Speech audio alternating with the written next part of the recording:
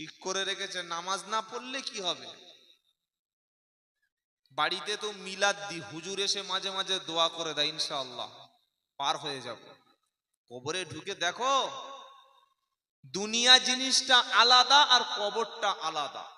এখানে বিপদে পড়লে নেতা মন্ত্রী এমএলএ পুলিশ ভাই বন্ধু পাড়া প্রতিবেশী পাওয়া যায়, কিন্তু মাটির মধ্যে যখন ঠিকানা হবে, মাটির মধ্যে যখন আপনার ঘর হবে, দুনিয়ার সমস্ত লাইন থেকে যখন আপনার ডিসকানেক্টেড হয়ে যাবে, আর সাহায্যকারী বলতে কেউ নাই। যে আমলটুকু করেছিলেন, যেটা নিয়ে গেছেন, যে আমলটুকু জীবিত অবস্থায় করতে পেরেছিলেন, অতটুকুই সাথী হবে। এবার আপনি ভাবুন, আল্লাহর নবী তাই বললেন, কোরআন কিয়ামতের দিন কারো পক্ষে থাকবে আর কারো বিপক্ষে থাকবে। আপনি যদি দুনিয়াতে কোরআনের পক্ষে থাকতে পারেন, আখিরাতে কোরআন পক্ষে থাকবে। আর দুনিয়াতে যদি কোরআনের সম্পর্ক আপনার সঙ্গে না থাকে, আখিরাতে বিপক্ষে থাকবে। দুনিয়াতে কোরআন কি করে পক্ষে রাখতে হবে? 150 টাকার একটা কোরআন কিনে, ছোট বুক পকেট কোরআন কিনে পকেটে রেখে দেবো, তাহলে কোরআন সাথে আছে, তাই তো? হ্যাঁ না বলে না? হ্যাঁ। ওজন যখন করব মাল কম দেব। মুসলমানের ফজলত, মুসলমানদের চরিত্র ওজনে কম দিচ্ছে। আস্তাগফিরুল্লাহ। ব্যবসা করছে, ভেজাল দিচ্ছে, 2 নম্বরে মাল বিক্রি করছে, চুরির মাল বিক্রি করছে, আবার বলছে আল্লাহর কসম ভাই একদম খাঁটি মাল, চুরির মাল বিক্রি করছে। মুসলমান কোরআনের অনুযায়ী জীবন যাপন যদি কেউ করে, আমার আল্লাহ পাক শুনিয়ে দিচ্ছে, এই কোরআন হাসরের ময়দানে তোমার পক্ষে সেদিন সাক্ষী দেবে। যেদিন বাপ তার সন্তানের পরিচয়টা ভুলে যাবে, মা যেদিন তার সন্তানের কথা ভুলে যাবে, স্ত্রী যেদিন স্বামীকে চিনবে না, স্বামী যেদিন তার স্ত্রীকে চিনবে না, জন্ম দেওয়া ছেলের কথা বাপ সেদিন ভুলে যাবে। ইয়া আইয়ুহান নাসুত্তাকু রব্বাকুম, ইয়া আইয়ুহান নাসুত্তাকু রব্বাকুম ওয়াখশাউ ইয়াওমাল্লা ইয়াজজি ওয়ালিদুন আও ওয়ালাদিহি ওয়ালা মাউলুদুন হুয়া জাজিন আও ওয়ালিদিহি শাইয়া। এটা 21 পারা 13 পৃষ্ঠা 9 নম্বর লাইনের 31 নম্বর আয়াত সূরা লোকমান। ও বিশ্বের মানুষেরা, আল্লাহকে ভয় করো, তোমার সৃষ্টিকর্তাকে ভয় করো, আর সেদিনের কথা ভয় করো যেদিন জন্ম দেওয়া পিতা তার সন্তানের কথা ভুলে যাবে, সন্তান সেদিন বাপের পরিচয়টা ভুলে যাবে। এদিন তোমার পাশে কে থাকবে বলো? সেদিন কোরআন তোমার পাশে দাঁড়িয়ে যাবে।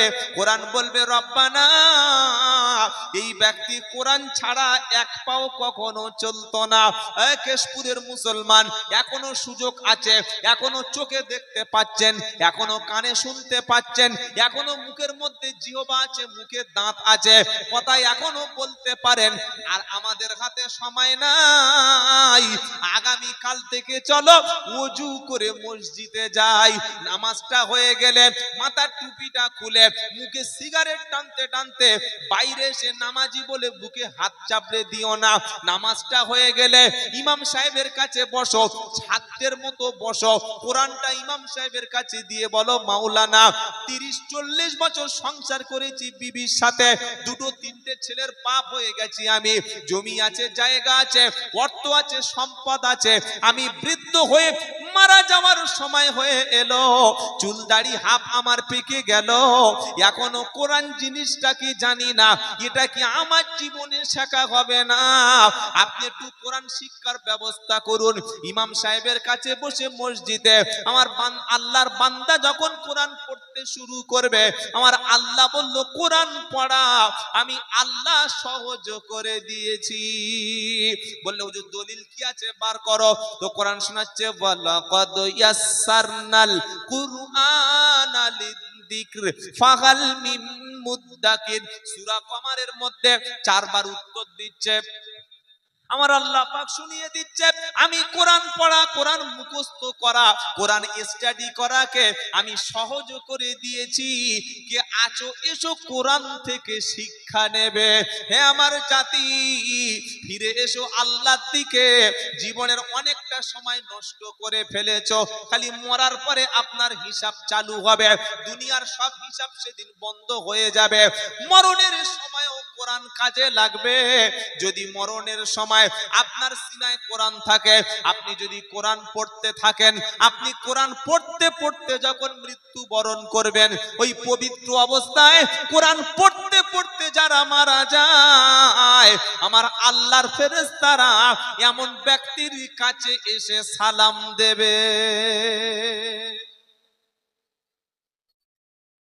কি দেবে বলুন? কি দেবে? সালাম মুসলমানদের আছে? বিয়ে হয়ে গেছে, ইজাব কবুল হলো, খুতবা হলো, দোয়া হয়ে গেল, তো বরের বোনাই যায় না বিয়েতে? যায় কি যায় না? বলছে উঠে সালাম, সালাম। তখন বর কি করলো? মুখে একটা রুমাল চেপে আসসালামু আলাইকুম, ওই শেষ। ওই যে সালাম দিয়েছে বিয়ের পরে, আর জিন্দেগিতে শ্বশুর বাড়ি সালাম দেবে? শান্তি পাবে কোথায়? কোথায় শান্তি আসবে? ঘরে ঢুকছে সালাম দেয় না, বার হচ্ছে সালাম দেয়। সালাম জিনিসটাই জানেন। অথচ দুজন মুসলমানদের মধ্যে, দুজন অপরিচিত ব্যক্তির মধ্যে প্রথম পরিচয় হবে আসসালামু আলাইকুম দিয়ে। বলুন সুবহানাল্লাহ। সুবহানাল্লাহ বলেন। আপনি কোনো কথা শুরু করবেন, আলোচনা শুরু করবেন, কনফারেন্স শুরু করবেন, কোনো কনভারসেশন শুরু করবেন, প্রথম কথা যেটা আপনার জবান দিয়ে বার হবে ওটা হচ্ছে আসসালামু আলাইকুম। এই আমলটা শুরু করবেন তো ইনশাআল্লাহ? ইনশাআল্লাহ বলেন। সালাম, ইসলাম দিয়ে আপনার ঘর সুন্দর হবে। তো বান্দা যখন মারা যাচ্ছে পবিত্র অবস্থায়, কোরআন ছিল সাথে, ফেরেশতারা চলে এসেছে, এসে কি বলছে? আল্লাযীনা তাতাওয়াফাহুমুল মালাইকাতু তাইয়্যিবিন সালামুন আলাইকুম উদখুলুল জান্নাতা বিমা কুনতুম তা'মালুন। 14 পারা সূরা নাহলের 32 নম্বর আয়াতে 9 নম্বর লাইনেতে আমার আল্লাহ পাক শুনিয়ে দিচ্ছে, যারা পবিত্র অবস্থায়, ঈমান অবস্থায়, ভালোভাবে পবিত্র অবস্থায় যারা মৃত্যুবরণ করে, ওদের মরণের সময় আল্লাহর পক্ষ থেকে ফেরেশতা এসে ওদের উপরে সালাম দেয় আর বলে উদখুলুল জান্নাতা বিমা কুনতুম তা'মালুন। হে আল্লাহর বান্দা, চলো সামনের দিকে, চলো জান্নাতের দিকে। তুমি যে ভালো আমল করেছিলে তার কাজের বদলা হিসাবে আল্লাহর জান্নাতের দিকে তুমি ধাবিত হও। ঈমানদার ব্যক্তি মরণের সময় তার শেষ ঠিকানা জান্নাতের অংশ সে দেখতে পাবে।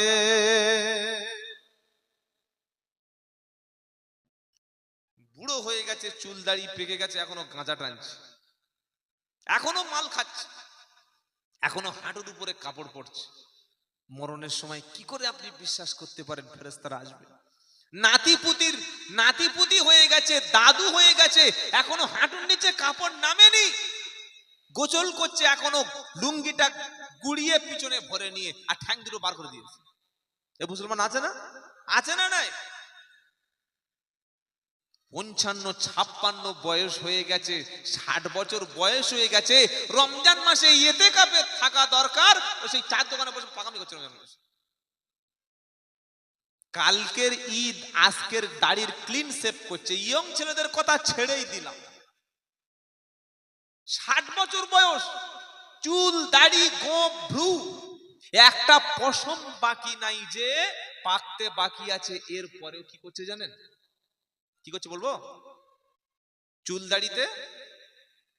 দাড়িতে কলপ করছে, সুপার ভ্যাসমল, এই যে কালো কলপ যেটা আছে, এই কালো কলব যারা করে, আল্লাহ নবী সাল্লাল্লাহু আলাইহি সাল্লাম বলেছেন জান্নাতে যাওয়া দূরের কথা, জান্নাতের সুঘ্রাণ বা খুশবু বা পারফিউম বা সেন্ট পাবে না।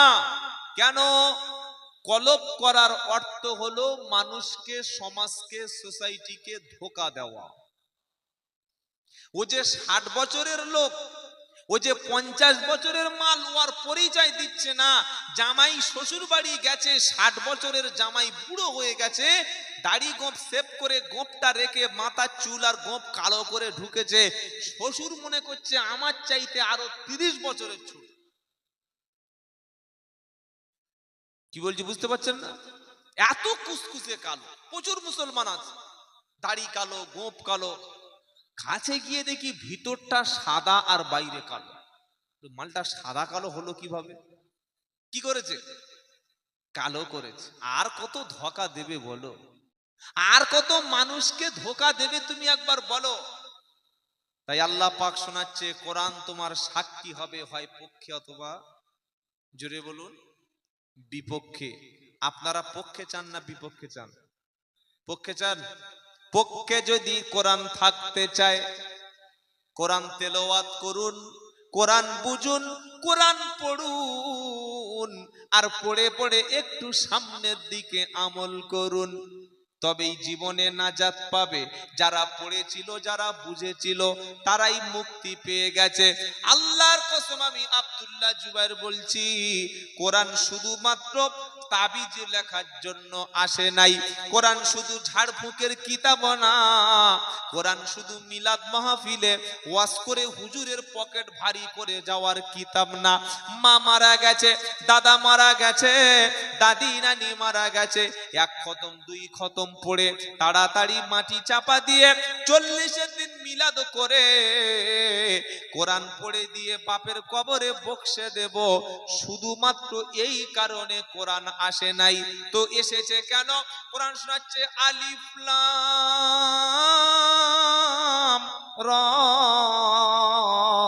কিতাবুন আনজালনাহু ইলাইকা লিতুখরিজান নাসা মিনাজ যুলুমাতি ইলান নূর।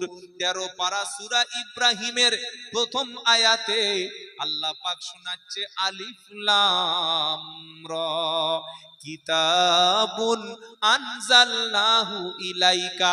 ও আমার প্রিয় নবী, এই জন্য করে আমি আল্লাহ কিতাব নাজিল করলাম, যাতে করে অন্ধকার থেকে, শিরিক থেকে, বিদাত থেকে, কুসংস্কার থেকে, খারাপ রাস্তা থেকে মানুষগুলো আলোর দিকে ফিরে আসে, জ্ঞানের দিকে ফিরে আসে। আলো হলো ইসলাম, আলো হলো নূর। আলো যখন জ্বলে যায়, অন্ধকার তখন চলে যায়। আলো যখন জ্বলে যায়, অন্ধকার তখন পালিয়ে যায়। লাইট যখন জ্বলে যায়, অন্ধটা ভুলটা তখন পরিষ্কার ফুটে ওঠে। আজ মুসলমানের বাড়িতে কোরআন আছে, কিন্তু পড়ার লোক নাই। এক খতম পড়বে, মরে গেলে আর 27 রাতে, এজন্য কোরআন আসেনি। আল্লাহ বলছে এটা পড়ো, বোঝো, আর তুমি আমল করো। তোমাকে স্টাডি করতে বলা হয়েছে, পড়তে বলা হয়েছে। কোরআনের প্রথম শব্দ ছিল এটা, ইকরা বিসমি রাব্বিকাল্লাযী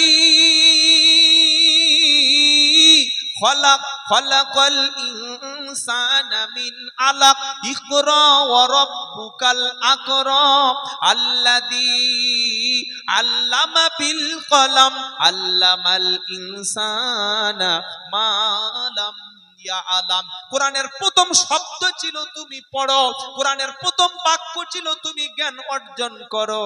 আজ কোরআন থেকে শিক্ষা নিতে পারলাম না, কোরআনটাকে শুধুমাত্র ঝাড়ফুঁকের কিতাব করে রেখে দিয়েছি। মরণের পরে এক খতম পড়তে হবে, এটার জন্য কোরআনটাকে বেছে নিয়েছি। বললে হুজুর কোরআনের মধ্যে কি ভালো কথা আছে? গোটা কোরআনটাই হলো মানুষের জন্য হেদায়াত। বললে দুটো একটা কথা বলো।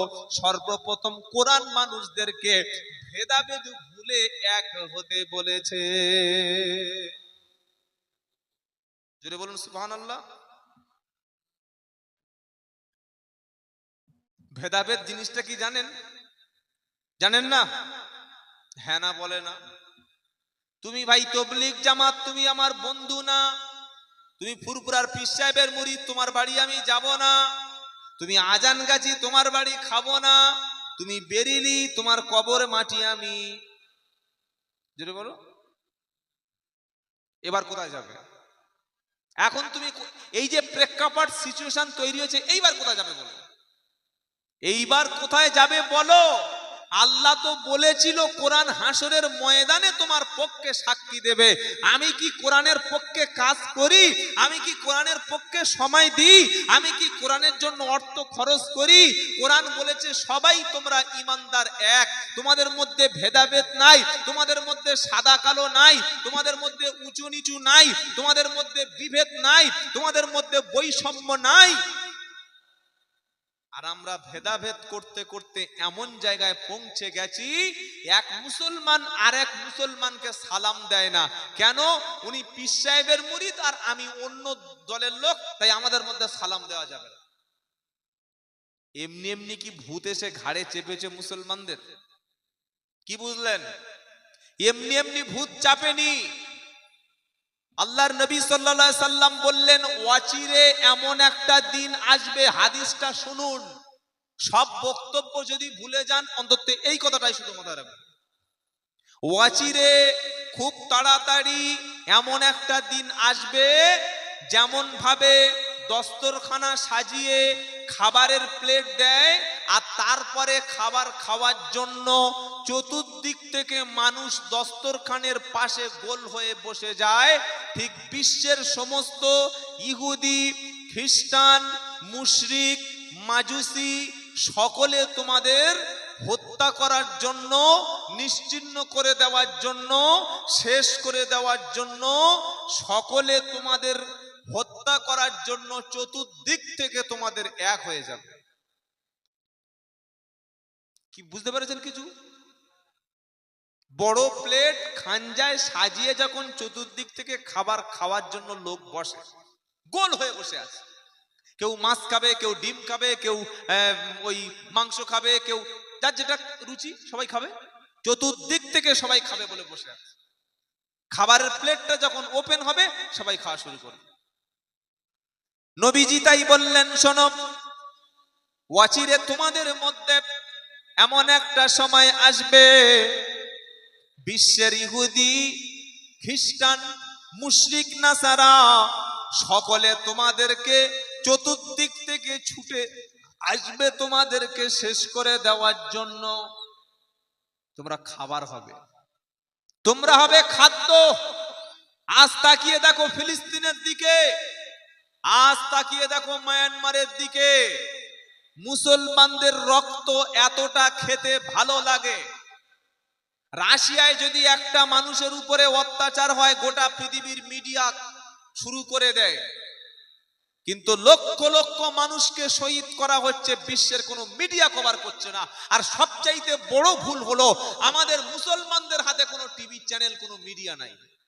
আছে? আছে? আপনার হাতে কোনো টিভি চ্যানেল আছে? এই কটা ইউটিউব চ্যানেল আর মাঝে মাঝে দুটো একটা ওই প্রিন্ট মিডিয়া, দুটো একটা পেপার পত্রিকা আছে। কি আছে আপনার?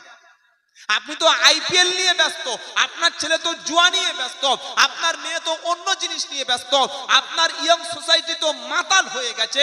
আপনার আমার ঘরের যুবকটা জুয়ার মধ্যে এমন ভাবে চলে গেছে, জুয়া জুয়া জুয়া, আইপিএল খেলা ছাড়া আর ওই ফোনের মধ্যে অনলাইন গেম ছাড়াও কিচ্ছু বোঝে না। রাত 12টায় পার্লামেন্টে বিল পাস হচ্ছে ওয়াকাবের বিরুদ্ধে, আর এই হারামখোর মুসলমানের ঘরে জন্ম নিয়ে রাত 1টার সময় পর্যন্ত আইপিএল খেলা দেখছে। এই জাতির জন্য কেন আল্লাহ ফেরেশতা নামাবে? আপনি বলুন, আমাকে বুঝিয়ে বলুন, আমি শুনে চলে যাই। বাবাজিরা, আল্লাহ ভাইরা, আমরা কি আল্লাহকে সত্যিকার অর্থে সেই রকম আল্লাহকে মেনে নিয়েছি যেটা মানার দরকার ছিল? গ্রামে মসজিদ, শুনুন, 300 বাড়ি একটা, 300 ঘর একটা মুসলিম মসজিদ মহল্লায়, আর আজান হলে সেই 6টা লোক, সে 8টা লোক নামাজ পড়ছে, আর কেউ নামাজি নাই। হাফেজ সাহেব হাতে ধরছে, পায়ে ধরছে, ইমাম সাহেব বলে, ভাই চল না, নামাজটা পড়ে আসবি, চল না ভাই। না, মসজিদে যাবে না, মসজিদেই যাবে না। তো কেন আল্লাহ ওই মসজিদ ভাঙার জন্য যখন বুলডোজার দিয়ে ইউপিতে মসজিদ গুড়িয়ে দেয়া হচ্ছে, বুলডোজার দিয়ে দিল্লিতে মসজিদ যখন ভেঙে দেয়া হচ্ছে, কেন আল্লাহর কি দরকার পড়েছে এই মসজিদে ফেরেশতা পাঠানোর জন্য? হ্যাঁ, বান্দা না থাকলো, মানুষ নাই, মুসলমান নাই, বান্দা নাই, তাহলে আল্লাহ আবাবিল পাঠাবে? কি বলছি কথা বুঝতে পারছেন? যখন আল্লাহর বান্দারা, আল্লাহর সৈনিক দুনিয়ায় বেঁচে আছে, আল্লাহ কেন পাঠাতে যাবে? তাই ভাইয়েরা নিজেদের সচেতন হয়ে যান। কোরআন এসেছে মানুষদেরকে এক ঐক্য করে দেওয়ার জন্য। নবী বললেন সকলকে, তোমাদের সবাইকে খাওয়ার জন্য, ধ্বংস করে দেওয়ার জন্য, হত্যা করে দেওয়ার জন্য সব ইহুদিরা, সব খ্রিস্টানেরা, সব মুশরিকরা যখন চতুর্দিক থেকে এক হয়ে যাবে, তখন তোমরা হবে তাদের খাদ্য। কেউ রকেট পাঠাবে, কেউ পরমাণু অস্ত্র পাঠাবে, কেউ ড্রোন পাঠাবে, কেউ বিভিন্ন রকম রাসায়নিক অস্ত্রগুলো পাঠিয়ে কখনো ইরাক, কখনো ইরান, কখনো ফিলিস্তিন, কখনো আফগানিস্তান, কখনো মায়ানমার, এইভাবে একটা একটা দেশ তারা শেষ করে দেবে। আল্লাহর নবী সাহাবারা বললেন, ইয়া রাসূলুল্লাহ, আমরা কি সংখ্যায় কম হব? আমার নবী বললেন, না, তোমরা সংখ্যায় হবে বেশি, কিন্তু সংখ্যায় বেশি হলেও খড়কুটো যেমন পানিতে, একটা সমুদ্রে কিংবা একটা ঝর্ণার কাছে একটা খড়, একটা পাতা যেমন ঝর্ণার পানিতে উড়ে যায়, তোমরা মুসলমানরা সংখ্যায় বেশি হলেও তাদের কাছে ঝর্ণার মতো উড়ে যাবে। এই কথাটা কার? এই কথাটা বানিয়ে বলছি না বিশ্ব নবীর কথা? আমার কথা বুঝতে পারছেন আপনারা? কিছু বুঝতে পারছেন? নবী বলেছেন সংখ্যায় তোমরা বেশি হবে, হওয়ার পরে খড় কুটির মতো তাদের কাছে উড়ে চলে যাবে। গতকাল ভিডিও দেখেন নাই? ও যুবকেরা, যখন আসমান থেকে বোম্বিং করছিল ইহুদি, অবৈধ রাষ্ট্র, এমন অস্ত্র তারা ব্যবহার করলো, বিল্ডিং ফেটে, বিল্ডিং উড়ে গিয়ে মুসলমানদের দেহ, শহীদের দেহ আকাশে 30 ফুট 40 ফুট দেহ পর্যন্ত উড়ে যাচ্ছে। এই ভিডিও কেউ দেখেন নাই? এরপরে আপনি নবীর কথা বিশ্বাস করবেন না? এরপরে আপনি আল্লাহকে বিশ্বাস করবেন না? এরপরে এখনো পর্যন্ত ভুলের মধ্যে থাকবেন, এখনো আল্লাহকে ছেড়ে থাকবেন? পায়ে ধরছি, ফিরে আসুন, ভালো হয়ে যান। আল্লাহ ছাড়া আমাদের আর কেউ নাই, এটা বিশ্বাস করুন। কেউ নাই। কোন দল, কোন মত, আপনি দল করুন, রাজনীতি করুন, কিন্তু সাহায্যকারী কেউ নেই। সাহাবারা বললেন, হুজুর, আমরা এত সংখ্যায় বেশি হওয়ার পর কেন তাদের কাছে আমরা হেরে যাব? কেন তাদের কাছে আমরা উড়ে যাব? আমার নবী বলল, যখন তোমাদের মনের মধ্যে দুটি জিনিস তৈরি হবে, এক নম্বর হলো তোমরা মৃত্যুকে অপছন্দ করবে, এক নম্বর হলো তোমরা মৃত্যুকে অপছন্দ করবে, তোমরা মৃত্যু থেকে পালানোর চেষ্টা করবে, তোমরা মৃত্যুকে পছন্দ করবে না। আর দুই নম্বর হলো দুনিয়ার প্রতি লোভ। দুনিয়ার প্রতি, জোরে বলুন,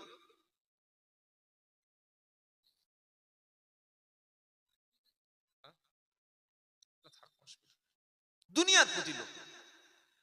দুটি জিনিস যখন তোমাদের মনের মধ্যে আসবে, একটা যখন মৃত্যুকে অপছন্দ করবে, আর দু নম্বর হলো শুধুমাত্র মাল আর মাল চাই, টাকা চাই, সম্পদ চাই। এই দুটো জিনিস যখন তোমরা মনের মধ্যে ধারণ করবে, তখন অমুসলিমদের কাছে তোমরা খড়কুটোর মতো উড়ে যাবে।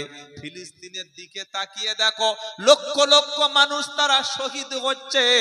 মা তার বাচ্চাকে শাহাদাতের নজরানা পেশ করে বাচ্চাকে মা কবরে শুইয়ে দিচ্ছে, মায়ের চোখে পানি নাই, তাদের মনের মধ্যে তৃপ্তি আর শান্তি। তারা বলছে, রব্বানা, আমার বাচ্চাটাকে দ্বীনের জন্য, ধর্মের জন্য, মানবতার জন্য, স্বাধীনতার জন্য, বাইতুল মুকাদ্দাস রক্ষা করার জন্য আমার বাচ্চাটাকে আপনার জন্য শহীদ করে দিলাম। কিয়ামতের দিন যেন আমি শহীদের মা হিসাবে উঠতে পারি। জোরে বলো সুবহানাল্লাহ। আজ একটা মুসলমানকে ফজরের নামাজের জন্য ডাকুন, হাতে আমার সময় নাই, আর ঘুমিয়ে পড়লে ঘুমটা আমার ভাঙে না।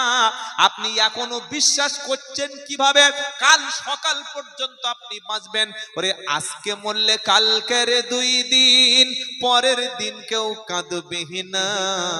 কাঁদবে? কি মনে হচ্ছে? মাল সব ভাগ হবে, টাকা ভাগ হবে, জমি ভাগ হবে, জায়গা ভাগ হবে, কিন্তু কাঁদার কোনো লোক থাকবে না। আজকে মরলে কালকের 2 দিন, পরের দিন কেউ কাঁদবে না। যাদের জন্য করলে কামাই তারা পাশে থাকবে না। আজকে মরলে কালকের 2 দিন, পরের দিন কেউ কাঁদবে না। যাদের জন্য করলে কামাই তারা পাশে থাকবে না। থাকতে সময় করো আমল, ঈমান করো খাঁটি, তোমারও আমার শেষ ঠিকানা 3.5 হাত মাটি। থাকতে সময় করো আমল, ঈমান করো খাঁটি, তোমারও আমারও শেষ ঠিকানা 3.5 হাত মাটি। আজকে মরলে কালকের 2 দিন, পরের দিন কেউ কাঁদবে না। যাদের জন্য করলে কামাই তারা তোমার থাকবে না।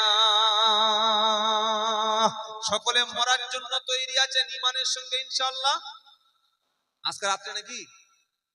এই যে আজকে রাত্রে বাবা, এখন থেকে তৈরি আছে ইনশাআল্লাহ। বলে ইনশাআল্লাহ। ওই মৃত্যুটা যেন শাহাদাতের মৃত্যু হয়। কিসের মৃত্যু? জোরে বলুন। শহীদে মরবো, নিয়ত আছে? শহীদে মরার ইচ্ছা আছে ইনশাআল্লাহ? শহীদদের সম্পর্কে অনেক ফজিলত আছে। তাহলে যেটা আমি শোনাচ্ছিলাম যে আল্লাহর সাহায্য মদতের জন্য কি প্রয়োজন, কি আমাদের দরকার, ওই কিয়ামতের দিনে কোরআন যদি একবার পক্ষে দাঁড়িয়ে যায়, বান্দা যখন হাসরের ময়দানে উঠবে, সমস্ত নবী সেদিন বলবে নাফসি, আদম নবী সেদিন বলবে ইয়া নাফসি, নূহ নবী সেদিন বলবে ইয়া নাফসি, দাউদ আলাইহিস সালাম সেদিন বলবে ইয়া নাফসি, মুসা নবী বলবে নাফসি নাফসি, ঈসা নবী বলবে নাফসি নাফসি, সুলাইমান বলবে নাফসি নাফসি, ইউসুফ বলবে ইয়া নাফসি, ইব্রাহিম বলবে নাফসি নাফসি। সকলে একটাই কথা বলবে, আমার কি হবে, আমার কি হবে, আজকের আমারও কি হবে। একজন মাত্র মুক্তিদাতা, মুক্তিকামী নেতা, রহমাতাল লিল আলামিন, সরওয়ার দু আলম, তিনি বলবে আমার উম্মতের কি হবে। জোরে বলো সুবহানাল্লাহ। ও মুসলমান, তুমি নবী চিনতে পারলে না, নবীর সুন্নাতটা তোমার কাছে ঘৃণা লাগে, নবীর সুন্নাত টুপিটা মাথায় দিতে লজ্জা লাগে, হাঁটুর নিচে কাপড় পরেছ, গাঁটের উপরে কাপড় তুলে পড়তে ঘৃণা লাগে, তুমি প্যান্ট পরেছ, প্যান্টে এমন টাইট করেছো বসে পেশাব করতে তোমার লজ্জা লাগে, বাড়িতে বিবির হিজাব পরিয়ে রাস্তায় বার করতে তোমার লজ্জা লাগে, নিজের ঘরে গিয়ে দস্তরখান বিছিয়ে খাদ্য খেতে তোমারও লজ্জা লাগে, তোমার বিছানায় ঘুমানোর সময় দোয়া পড়তে তোমারও লজ্জা লাগে। বাড়িতে তুমি গিয়েছো, বাড়িতে যাওয়ার পরে তোমার ঘরের মধ্যে নবীর কোনো আদর্শ তোমার কাছে পছন্দ হয় না, চুল কেটেছো ইহুদির মতো, খাবার খাচ্ছো খ্রিস্টানের মতো, পোশাক পরছো নাসারা বেঈমানদের মতো, আর তুমি বলছো আল্লাহ কেন ফেরেশতা পাঠায় না। আমার আল্লাহর ওয়াদা ছিল ফালিয়া আবুদু রব্বা হাদাল বাইত আল্লাযী আত'আমাহুম মিন জু'ইন ওয়া আমানাহুম মিন খাউফ। বান্দা, তুমি যদি আমার ইবাদত করো, তুমি যদি আমার গোলাম হও, তুমি যদি আমার দাস হয়ে যাও, তুমি যদি আমার দল করো, আমার পক্ষে যদি তুমি থাকো, তোমার চলা বলা খাওয়া ঘুমানো সবটুকু যদি আমার হুকুম মতো হয়, তুমি বান্দা যখন বিপদে পড়ে যাবে, আমি আল্লাহ শুনিয়ে দিচ্ছি আল্লাযী আতআমাহুম মিন জুইউ, তোমার যখন ক্ষুধার কষ্ট হবে, খাদ্যের অভাব হবে, আসমানি খাজানা থেকে তোমার খাবারের বন্দোবস্ত হয়ে যাবে। জোরে বলো সুবহানাল্লাহ। ও মানাহুম মিন খাউফ, তোমার যখন ভয় লাগবে, তোমার যখন নিরাপত্তার অভাব হবে, তোমার কোনো বডিগার্ড লাগবে না, কেউ গুলি করতে পারবে না, কেউ তোমাকে মারতে পারবে না, বুলেট প্রুফ গাড়ি লাগবে না, দামি বড় বিশাল রাইফেল তোমার বডিগার্ডের প্রয়োজন হবে না। যখন তুমি নিরাপত্তাহীনতায় ভুগবে, আমি আল্লাহ জিব্রাইল দিয়ে, ফেরেশতা দিয়ে নিরাপত্তার দায়িত্ব স্বয়ং তোমার দিয়ে দেব। জোরে বলো সুবহানাল্লাহ। বললে সত্যিকারে কি এটা আল্লাহ দেবে? আল্লাহ বলছে আরো শোনো, মাইয়াত্তাকিল্লাহা ইয়াজআল লাহু মাখরাজা ওয়া ইয়ারযুকু মিন হাইসু লা ইয়াহতাসিব। সূরার নাম তলাক 3 নম্বর আয়াত 28 নম্বর পারা। কোরআন শোনাচ্ছে, যদি তুমি আমার ভয় করো, আল্লাহর ভয় যার দিলের মধ্যে থাকবে, ও মদের বোতল ধরবে না। আল্লাহর ভয় যার দিলের মধ্যে থাকবে, কোনোদিন ইয়েতিমের মাল খাবে না। আল্লাহর ভয় যার দিলের মধ্যে থাকবে, ও কখনো মিথ্যা কথা মুখ দিয়ে বলবে না। আল্লাহর ভয় যার দিলের মধ্যে থাকবে, কখনো বোনের সম্পত্তি নষ্ট করবে না। আল্লাহর ভয় যখন দিলের মধ্যে থাকবে, ও তখন জীবনে বড় কথা বলে মানুষকে কষ্ট দেবে না। আল্লাহর ভয় যখন দিলের মধ্যে থাকবে, ও তখন বড়দের সম্মান করবে, ছোটদের স্নেহ করবে। আল্লাহর ভয় যখন দিলের মধ্যে থাকবে, আজান হয়ে গেলে দড়ি দিয়ে বাঁধা থাকলে দড়ি ছিঁড়ে আল্লাহর সামনে চলে যাবে, কারণ আল্লাহ আমাকে ডেকেছে। এমন ভয় যখন ইমানদারের অন্তরে তৈরি হবে, আল্লাহ বলছে, তুমি যদি গুহার ভিতরে আটকে যাও, পাহাড়ের ভিতরে যদি চাপা পড়ো, কোনো কঠিন মুসিবতে তুমি যদি পড়ে যাও, আমি আল্লাহ শোনালাম, তোমাকে আমি আসমানি ভাবে বাঁচিয়ে নেব। বিশ্বাস সবার হলে তবে তো সুবহানাল্লাহ বলবো। বিশ্বাস আছে? সকলে বিশ্বাস করবো ইনশাআল্লাহ বলেন। ইমানদার আল্লাহ ছাড়া কাউকে পরোয়া করে না, কাউকে ভয় করে না, কাউকে না। যত বড় ক্ষমতাশালী ব্যক্তি হোক, আমার জন্য আল্লাহ যথেষ্ট। কে যথেষ্ট? যদি বলে আলাইসাল্লাহু বিকাফিন আবদাহ। কি আশ্চর্য কথা! এর চাইতে আর বড় কথা কি হতে পারে? আবার বলছি, আলাইসাল্লাহু বিকাফিন আবদা। আল্লাহ বলল, বান্দা, আমি আল্লাহ কি তোর জন্য যথেষ্ট না? জোরে হবে না?